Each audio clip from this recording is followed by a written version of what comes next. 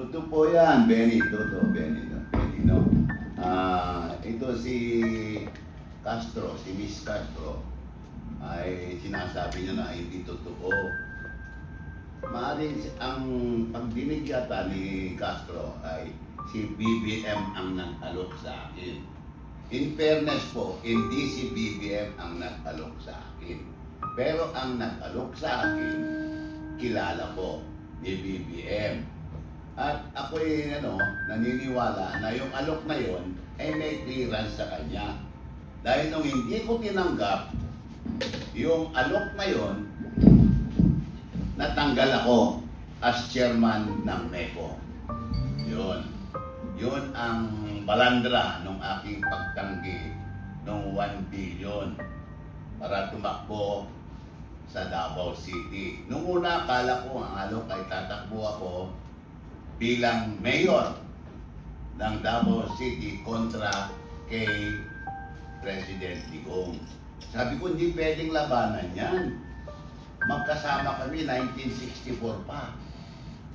Nung co-border ko yan sa YMCA from 1964 to 1970. Nung kami naging abogado na, akala ko, yun na ang last time namin magkita ni President Duterte. Kaya sabi ko sa kanya, pare, ako, uwi na ako sa Isabela at doon ako mag-practice ng pagka-abogado. Ikaw naman, uwi ka sa Davao, doon ka mag-practice ng pagka-abogado. Kaya, maswerte ka, hindi mo ako makakaharap sa husgado, sabi ko. Pero hindi ko akalain na in 1972, napunta ako ng Davao. At doon ulit kami nagkita. At nung dumating ako doon, si President Digong ay isang special counsel of the office of the city mayor. Special counsel siya, pero ang trabaho niya ay parang piskal. Yung piskal ng araw, ngayon ang tawag natin prosecutor. Yan, diyan kami nagsama ni President Digong from 1964 to 1970, and then from 1972 up to the time na i-kidnap siya.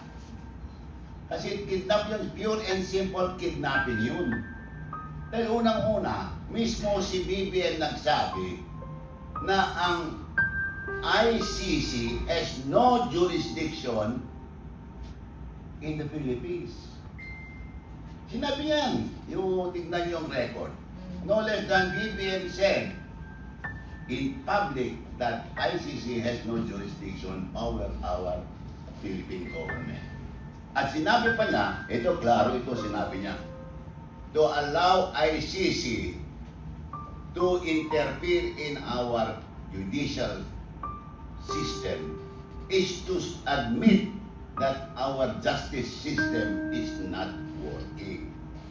Kaya nagtaka ako, bigla na lang pinakidnap. Kidnap pure and simple yun. Dahil how can the warrant of arrest from the ICC be implemented under our jurisdiction? Violation of our sovereignty, clear and simple.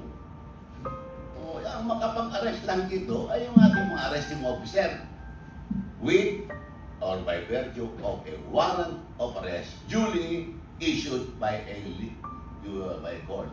Ang court lang naman ang makapag-issue natin, yung court natin sa Court of Pilipinas. Kaya, yun,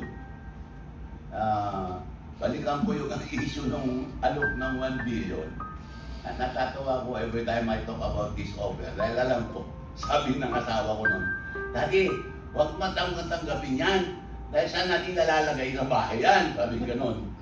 Which is true, How can you keep your 1 billion in your house? Maliban lang kung ang bahay mo kasing laki ng bahay ni Tambaluslos. Di ba? Pero kung ang bahay mo, kita niyo yung bahay ko dyan sa LGB, hindi magkasya yung 1 billion. Although, magiging 900 million na lang kasi ang sabi, gamitin mo yung 100 million, tatalunin mo si Congressman Ungab. Sabi, ngayon kung matalo ka, after 1 year pa, ma-appoint ka. Ganun ang offer eh. Eh, siyempre, maliwanag naman, I cannot do that to a friend. And besides, I told them, hindi ako qualified as voter of Davao City dahil nakaregister na ako sa bayan ko, my hometown, Ilagan City, Isabela. Sabi niya, hindi, pwede ka bang magpa-transfer? Kasi at the time that was offered, that was, I think, early June of 2024. Kaya nung hindi na ako tumakbo, September 30, 2024, siya pwera na si Bello sa Meco. Yan, ayun, natanggal na ako. Pero, sabi ko nga, ano lang naman yung pwesto as chairman ng Meco. Unang-una, hindi ko hiningi yan. Nabigla na nga lang ako Nung after nanalo sila, in-announce sila, ako ang unang-unang tinanggal. Nung panalo ni BBM as president, in-announce agad na ang Secretary of Labor ay papalitan ni so-and-so. Pero, sinabi naman, Secretary Bello will be appointed as chairman of MECO. Alam niyo bang MECO? MECO is Manila Economic and Cultural Office. That is not a government office. That is a private corporation. That is why I was not appointed by BBM. Ang nag-appoint sa akin ay ang board, the board of MECO. Although, yung appointment ko by MECO was the result of a desire letter issued by BBM to the chairman, the incumbent chairman of MECO and the members of the board. Sabi niya, it is my desire that you elect Sylvester H. Bello III as chairman of the board of the Manila Economic and Cultural Office. Yun ang nangyari dyan. So yun, definitely, it was not, totoo yan, it was not BBM who offered, but he knew about the offer. And I think the offer was cleared with him. Otherwise, nung tinanggihan ko yung offer na yun, hindi dapat ako tinanggal sa MECO, di ba? Pero sa akin yung, that's nothing Ilan na bang presidente pinaglingkuran ko? Kay Cory, 6 years. 6 years.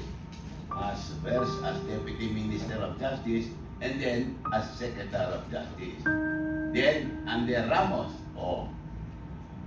first as Solicitor General, and then as Secretary of Justice. Ayan.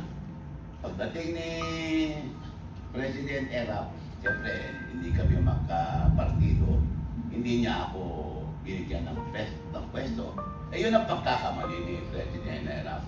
Kaibigan ko naman si President Erap, pero sabi ko nga sa kanya, kasalanan mo, hindi mo ako in-appoint kaya ka na-impeach. Sabi ko, pabiro lang yun, pabiro yan. Pero totoo, he's the only one who did not appoint me, kaya na-impeach. Si GMA, 9 years ako dyan kay GMA. After GMA, Noynoy. Hindi naman ako pwedeng appoint ni Noynoy dahil congressman ako. I was elected then as congressman. Yun. I was a congressman from 2013 to 2016. Yan. So, yun po ang aking, And then, siyempre, 6 years ako kay President Digong.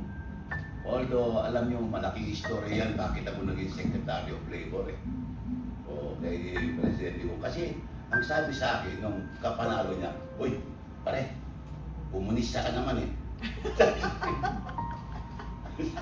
Ikaw ulit ang mag-chairman ng CRP Peace Panel. Chairman ka ulit, ikaw makipag-usap ng negotiate peace with the NDM, CPP, Sabi ko, boss, okay lang. Okay lang, pero hindi ako komunista. Sabi nga. Kasi naging chairman ako, panahon pa ni Cory, panahon pa ni Ramos, at panahon pa ni GMA. So, hindi dahil komunista ako, hindi dahil magaling ako mag-negotiate. Yun. Pero sabi niya, alam ko naman komunista ka, sabi niya. Pero hindi totoo yun. Hindi totoo yun. Anyway, that is the story of Bebot Bello. Hindi ko kailangan yung trabaho ko sa MIA ko. Kaya nung tinanggal ako, walang sa akin, walang epekto sa akin. Yan. So, maliwanag meron talagang nag-offer. Kaya, alam nyo, Yung nag-offer sa akin, matalik kong kaibigan. Kaya hindi ko pwedeng Reveal. i-reveal ang pangalan niya. Kasi siya rin ay meron ding alok na ganun sa kanya. Okay, hindi ko na lang sasabihin kung sino. Nakakaano yan? Babae o lalaki? Naingipin o wala? Anong initials? Ano initial po? Katulad doon kay Natulfo, ano po initial? Pagbibigyan RF. ko kanina. Alam mo, very well said, ha? Mali